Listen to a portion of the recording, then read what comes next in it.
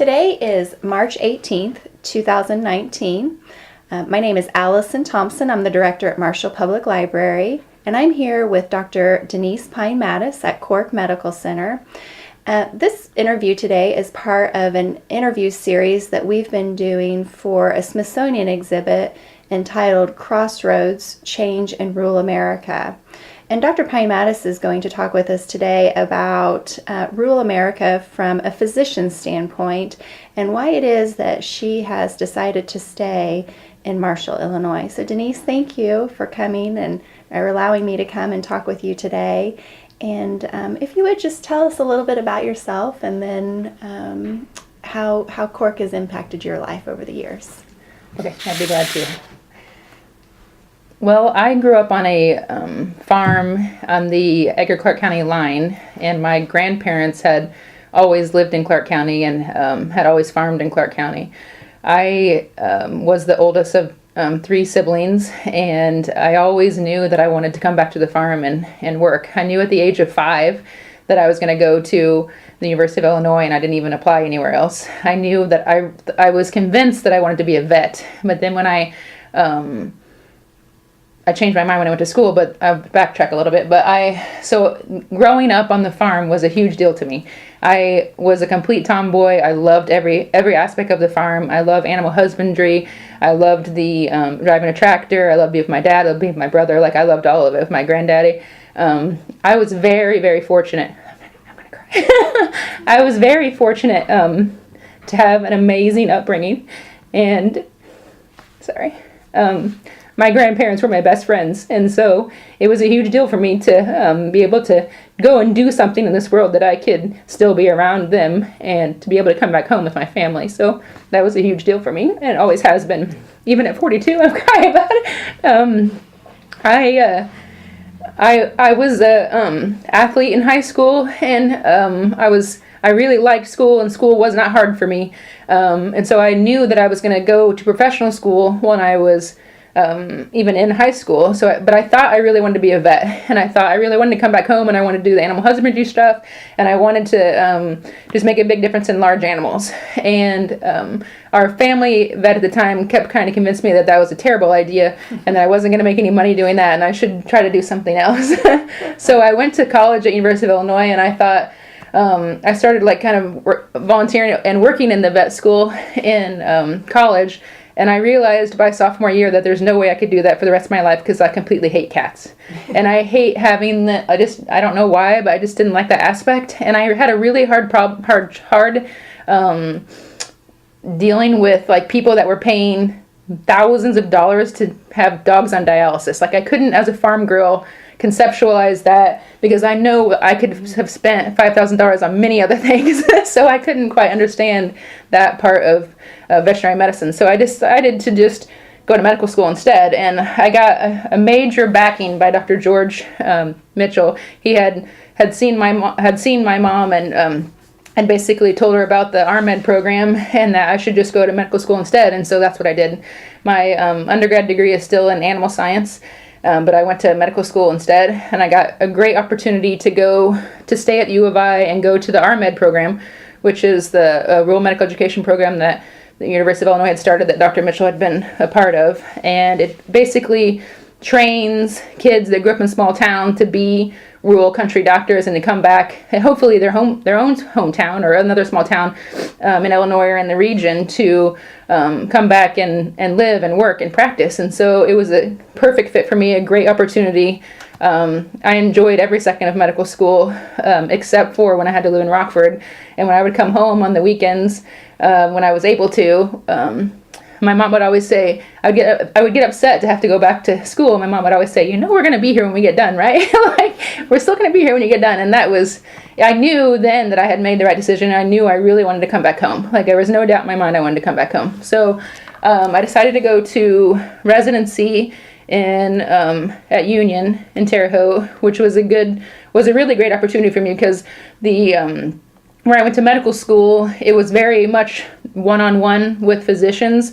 There wasn't any hierarchy of medical students or residents or anything. Everything was one-on-one physicians. So I was used to being kind of like a resident anyway. So then when I went to Union, there's no there's no competition there either. So you're one-on-one with faculty, and it's just a good opportunity for anything you want to learn, anything you want to do.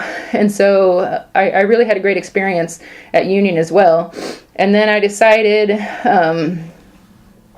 right before Dr. Mitchell passed away that there was no doubt in my mind that I wanted to come back to Marshall and practice as well. So I got lucky in my last year of residency and got to come here every Tuesday for a year before I even started practice. And then ended up having my first child and got to move to Marshall. And then as soon as I did that is when Dr. Mitchell passed away. So at least he got to see, the fruit of his labor, I guess, with me. But it was a very good and humbling experience. But he was the biggest fan that I had as far as me going to medical school and coming back to Marshall.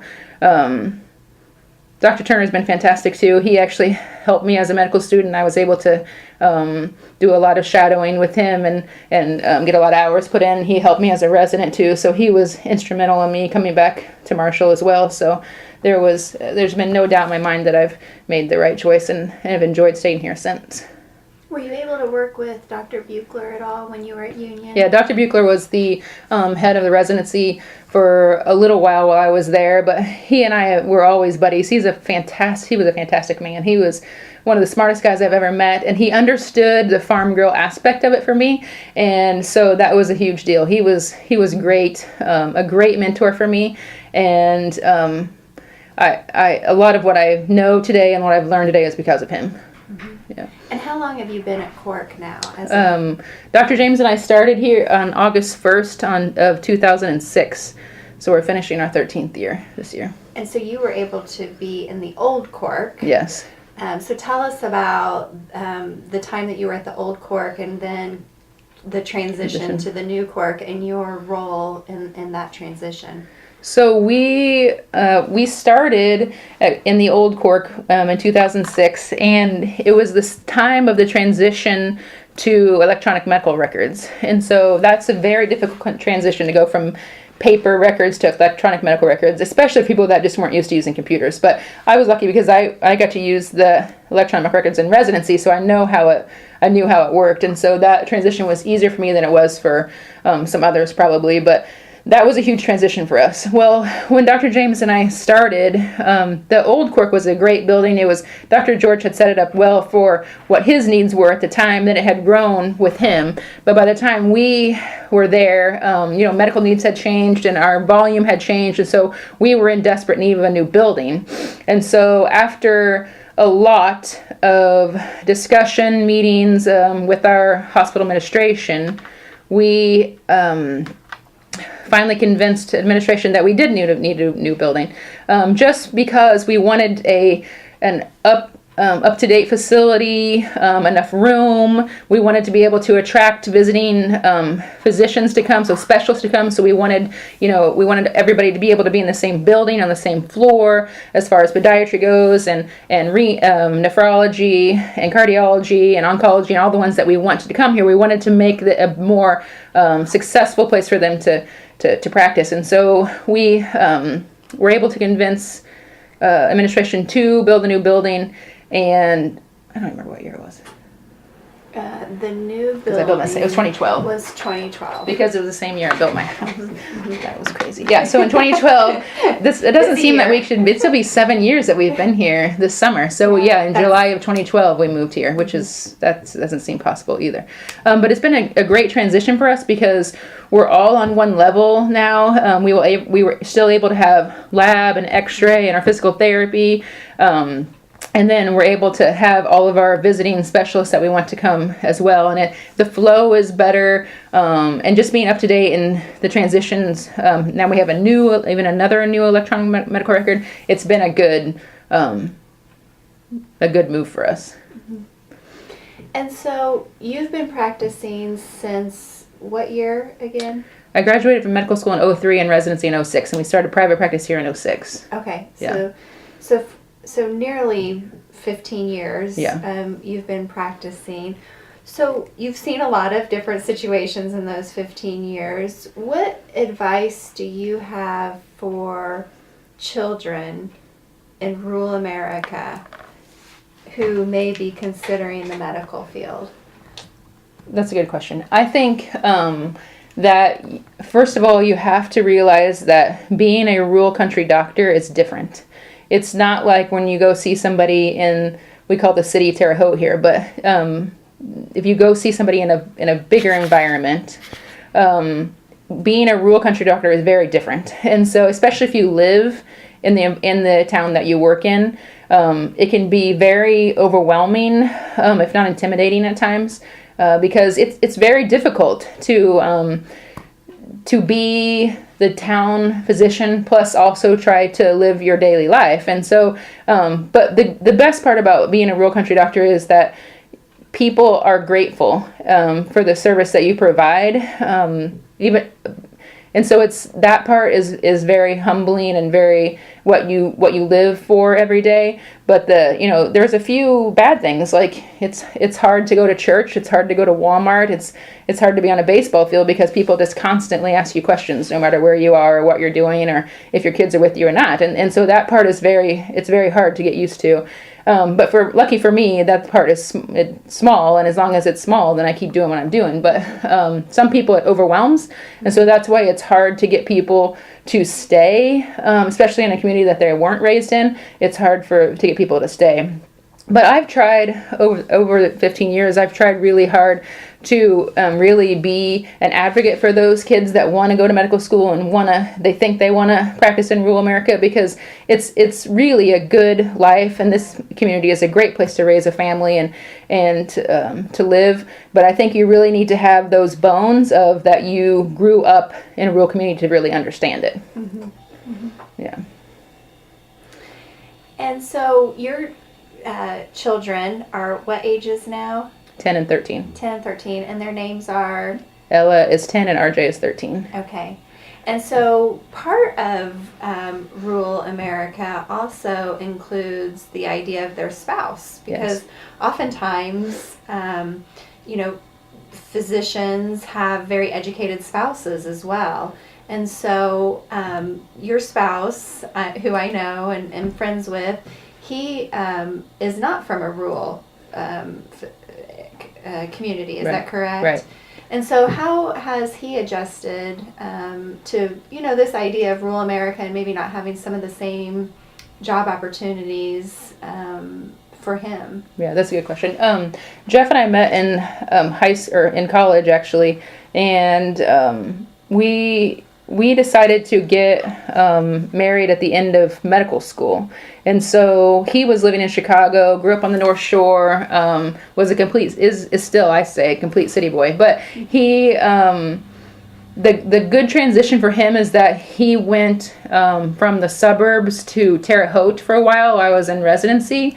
And so that transition, I think it was easier than if I would have taken him straight from Chicago to the country. So we lived in a subdivision in Terre Haute while I was in residency. Then when I started in Marshall, we lived in a subdivision in Marshall for a while right after the kids were born, and then decided that I'd always wanted to build a house in the country, and so we did that the same time we built our office. And so I think if I would have taken him straight from there to the country, that would have been bad, but since he got the transition, that helped. But he's actually a mechanical design engineer, and he works for the same company that he did right out of college, and so they've been really good about basically letting him work from home and being his own. He's like a consultant for them now, and he's been able to work from home since he moved down here. So it has been a good transition for him. Yeah. Good. Yeah. Good. Well, he's a lovely man. Yeah, he's a good man, and they're fortunate. Your children are fortunate to have you as parents. There's been a lot of news lately about doctor shortages. Have you had any role in helping recruit physicians, or do you have any ideas on how to help this potential shortage? right. It's a horrible problem, and it's not going to get any better in my lifetime, I don't think. I think that we have a very difficult time, especially in rural America, convincing people to come back and take in everything that you do as a rural country doctor and pay them enough to make them stay. And that is a huge issue, I think. Even trying to get specialists to come to Terre Haute is huge, because everybody wants to live in the big city. That if you're, educated, you want the other things that, some people that don't. And so it's hard to get people to come and stay and pay them enough to say that it's good enough to stay. And that's the big issue. Yeah. So it comes back to some of the money, Yes. but then also some of the other outlets, like cultural outlets. Yeah, it's the theater, restaurants, shopping. It all comes down to a lot of that. And if that's not what you were lived in the end, and that's not in your blood, then you're not going to come and stay. It's just not going to happen. Yeah. But for you, rural America has more advantages than absolutely. disadvantages. Yeah. So tell us just a little bit. I know that you're taking time out of your lunch here, but tell us just briefly about your family farm. Okay.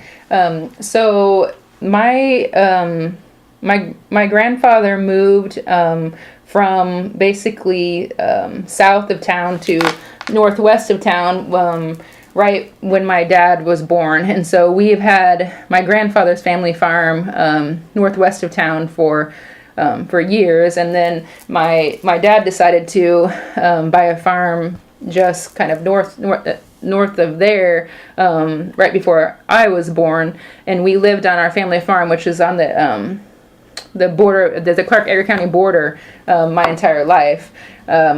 We did corn and soybeans and raised hogs while I was growing up, and then always helped my grandfather as well. In fact, my grandparents were so great to me that my kids are named after them, and so that's a really good thing for me. But so then when I was after my grandparents had passed, and my dad actually decided to move back to my grandfather's farm, and so that's what we call the farm now, is at my grandfather's place. So my blood has always ran deep here, and I have a huge need to stay here. And my husband always laughs at me, because when we were going to build a house, like, I really wanted to be closer to the farm, so he always thought there's only like a 5-mile stretch of land that I would ever even build a house on. So that was a hard concept for him to swallow, because he even lived in the Netherlands when he was a kid, so the world is huge to him, but to me the world is like about 10 miles between Marshall and Cleon. So it's just a very different world view, but that's okay. But so now we call the farm where my parents live, which is my grandfather's original place. And so I still try to help on the farm as much as I can. I'm more of a gopher and doing any of that right now, but I really do love every aspect of it, and really love that I can have my kids kind of live it as well. Yeah. Now, what were the names of your grandparents? My grandma and grandfather were Bob and Betty Pine, and my parents are Denny and Mary Lou Pine. Okay, and your brother and sister? My brother is Derek, and my sister is Danette. My brother and my dad are partners, which my brother runs the show now, and I think my dad accepts that. But my sister is the superintendent at Crestwood School in Paris. Okay. Yeah. Is there anything else that you would like to add? I feel like I kind of jumped around.